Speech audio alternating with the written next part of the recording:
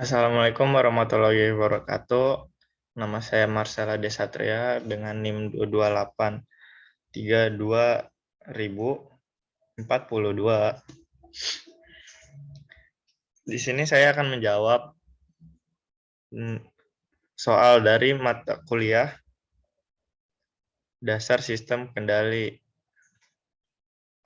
di mana dengan dosen Pengamun Desmira STMT.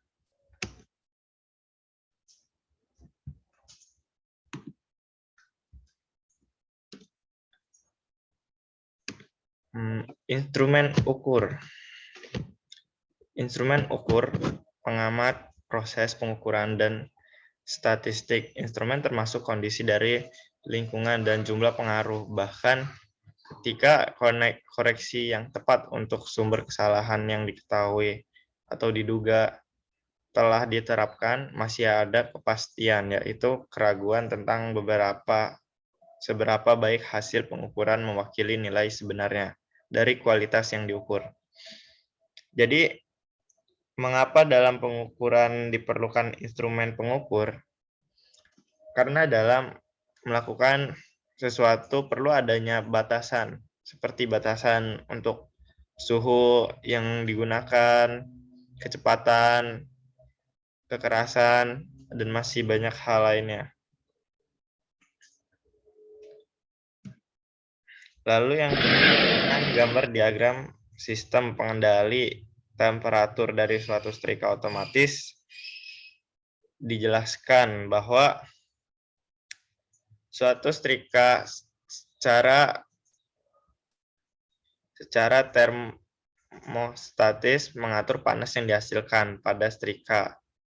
Masuk ke sistem tersebut adalah suhu acuannya yang diset secara tepat oleh termostat. Sedangkan keluarannya adalah suhu yang dihasilkan sebenarnya, yang bisa dideteksi dengan cara pengukuran temperatur. Apabila termostat terdeteksi suhu keluaran lebih kecil dari masukan, maka arus listrik mengalir dan memanaskan elemen pemanas sehingga suhu menyamai acuan dan secara otomatis arus akan diputus lagi.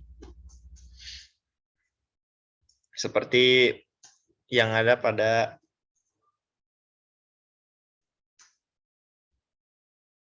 diagram tersebut.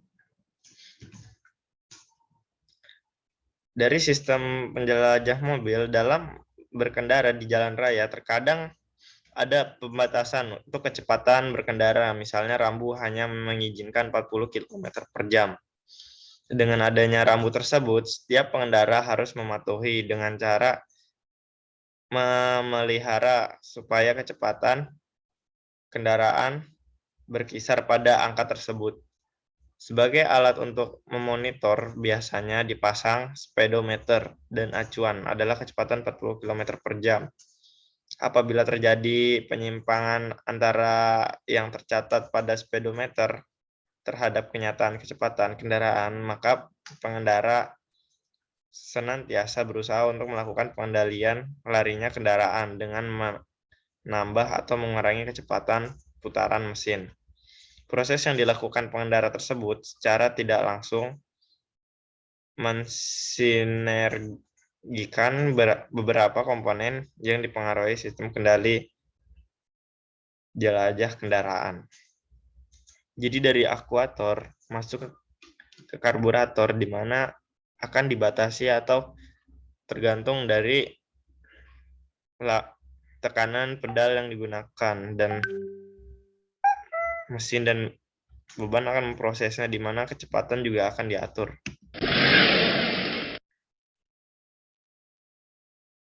Dan berikutnya ada sistem kerja karburator, di mana cara kerja pada karburator adalah ketika mesin dalam keadaan hidup atau langsam, bensin dari float chamber atau tampung bensin masuk ke dalam lubang kecil pada jet stationer spoiler langsung, di mana masuknya bensin ke dalam spoiler ini diakibatkan karena perbedaan tekanan udara antara tekanan udara pada float, camber dengan tekanan udara pada venturi untuk penyempurnaan komposisi campuran bensin, dan udara pada saat mesin berputar lambat.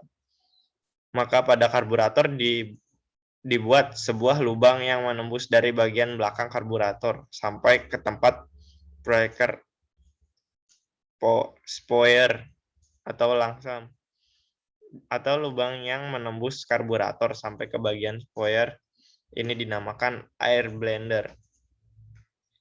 Air blender dapat disetel oleh sebuah baut yang biasa dikenal dengan baut pengatur angin. Setelah bensin masuk pada spoiler, langsam bercampur dengan udara yang masuk dari lubang air blender, kemudian keluar pada sebuah lubang yang disebut idle port. Lalu posisi idle port ini berada di muka nozzle utama. Alasan mengapa idle port ditempatkan lebih dekat pada mesin adalah disebabkan pada saat langkah putaran mesin lambat dan aliran udara tidak terlalu cepat yang disebabkan posisi test valve diam, di mana ketika mesinnya dalam berputar tinggi, bensin keluar dari nozzle yang dilengkapi dengan jarum atau jarum skip. Lalu dari contoh sistem aplikasi teknik kendali di dunia industri terdapat plan, di mana objek fisik yang dikendalikan, dan yang kedua ada controller variabel yang dikendalikan oleh sistem kendali, biasanya luar sistem, dan expert valve di mana desired valve atau nilai yang diinginkan dari keluaran berdasarkan permintaan, biasanya sebagai masukan referensi.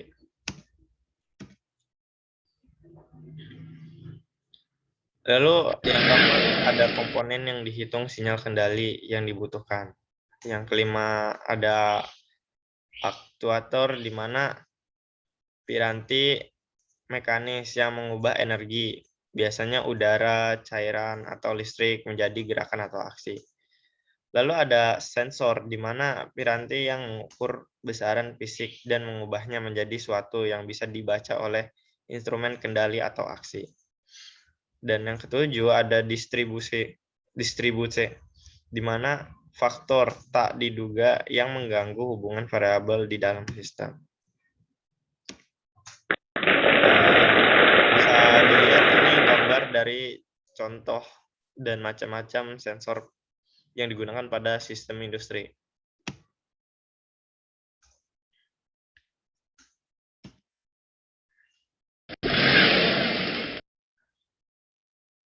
Dan feedback dalam kontrol, keuntungan feedback dalam kontrol mengatasi pengaruh gangguan atau distribusi atau membuat sistem tak sensitif terhadap perubahan dan menstabilkan sistem yang tidak stabil.